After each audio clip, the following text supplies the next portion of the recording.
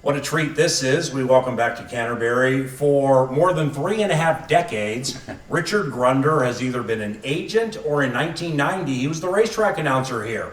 And speaking of racetrack announcing, Richard has called races or had called races for 49 years, 37 at Tampa Bay Downs, retired about a year ago. Welcome back. Thank you very much, Paul. Thanks for having me on. From Canterbury Downs through now, agent, racetrack announcer, and all the angles that you come at it from. What do you like so much about Canterbury? It's just a great facility. I'll tell you what, I think it's one of the best run racetracks in the country. The live attendance, the marketing people do a tremendous job. TV department is second to none.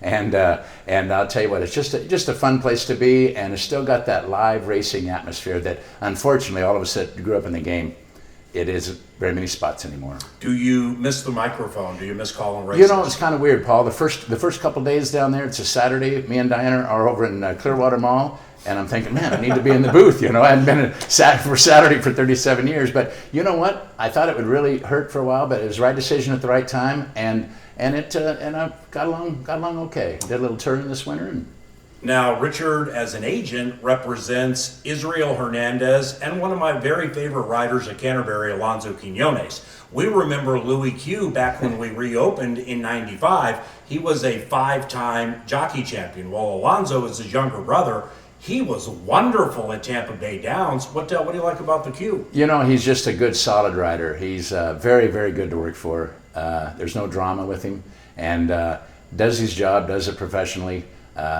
You know, grew up with the best riders in the country, and he just does a good job. We have a good working relationship with both of them. And agenting for more than 3.5 decades here, but probably more than that. Yeah. How key is it to have riders like Alonso Quinones and Israel Hernandez, who are both stand-up gentlemen? You just talked about Q. I mean, that has to make your job easier. Oh, so much easier. I mean, you got a worker at 6 o'clock. They're there at 10 till 6. And it just takes the drama out of it. They show up for works and handle it the way it's supposed to be handled. Handle it professionally. What are some qualities Canterbury Park's turf course has that makes it a tricky ride for these jockeys? You know, it is. I noticed last year especially, there was, for some unknown reason, there were some days there that speed was just unbelievable. I mean, it seemed like those cheap horses that bounced to the lead and they wouldn't come back. But you know, smart riders kind of read the bias, and depending on the mowing and the rail setting and everything, and you know, turf racing is a lot more of a rider's race. There's a lot of quick decisions to make, and sometimes you look like a star, and sometimes you go for a hole and they jam you up and you look bad. But you got to take shots on the turf. Ride tight. I'd be willing to wager, and I like to wager that. Most of the people watching this don't know what the role of a jockey's agent does. So how do you secure mounts for Q and Izzy?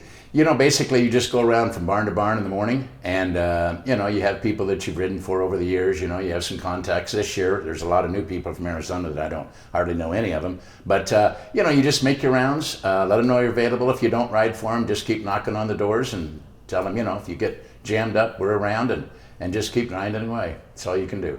Welcome back. Thank you so much, Paul. God bless you. Richard Grunder.